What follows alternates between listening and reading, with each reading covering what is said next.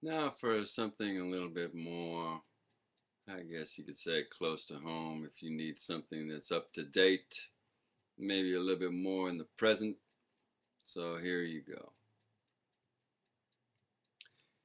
It has come to my attention that the House of Representatives of the USA have recently voted and passed an official symbol for South Dakota, fry bread.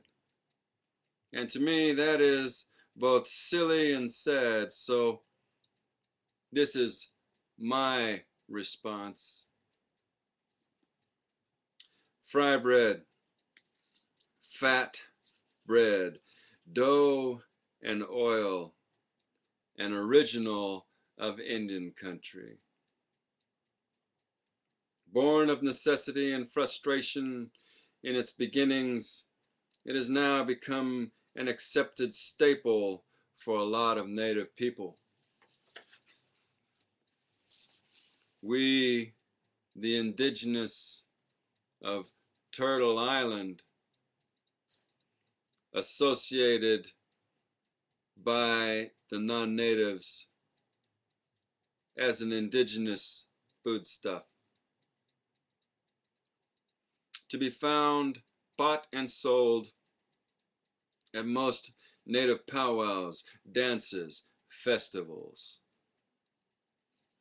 This was a creation that arose from our red earth desperation and sufferance, from our need to eat, to survive. And now you, Napiquan,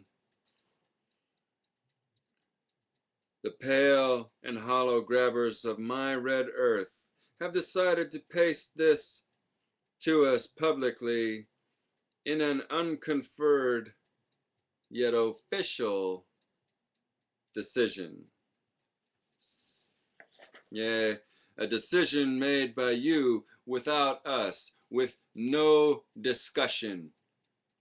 Fry bread as the official symbol of a stolen state, South Dakota. I would laugh if I weren't already crying in my blood-rent, sleep-fed dreams of these kinds of things, the recipes of survival.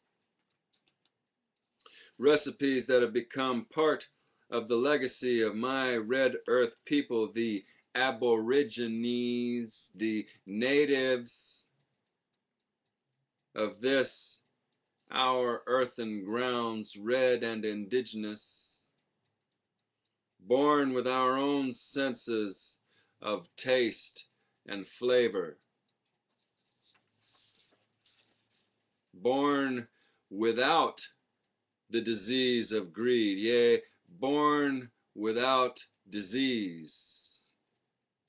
Cottonwood soup, aka flour and water, aka Ishanti Dakota meal of starvation at Crow Creek Res.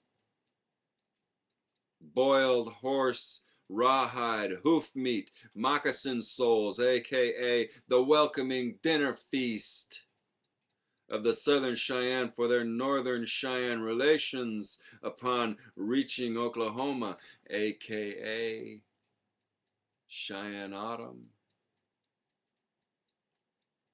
Intestinal loops of cows, pigs, and other slaughtered animals. These remains taken from slaughterhouse trash heaps when food was not an option given to the Blackfoot people. This, the AKA legacy of Ghost Ridge.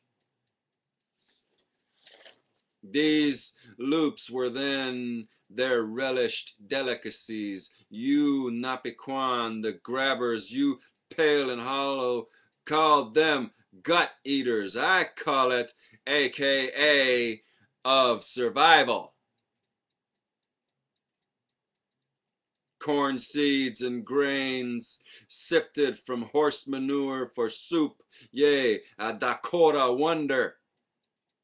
Rare and wonderful, yeah? Rape, the AKA coin of exchange for real meat, AKA family survival. So, fry bread, dough, and oil when all other rations had run out and only excuses were to be received, pale and hollow instead of the expected food.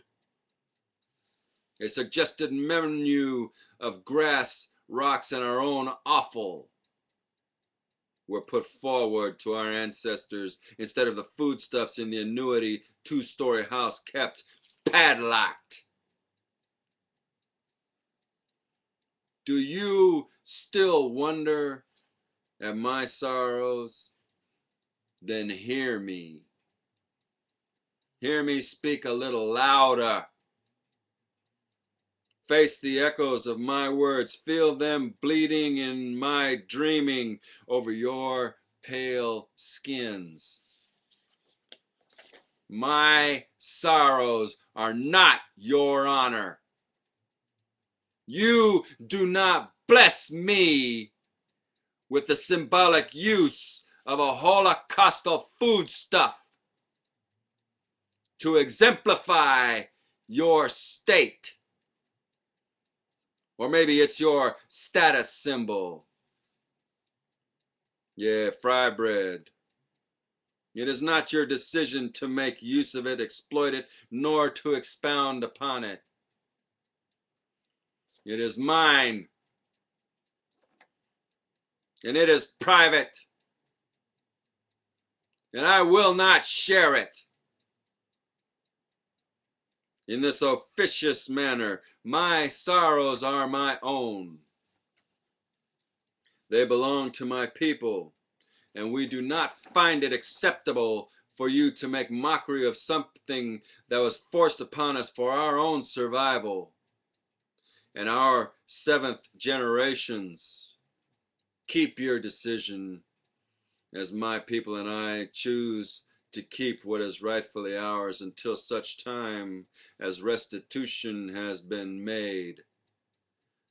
The misery of our history. Fry bread, a symbol, not your symbol.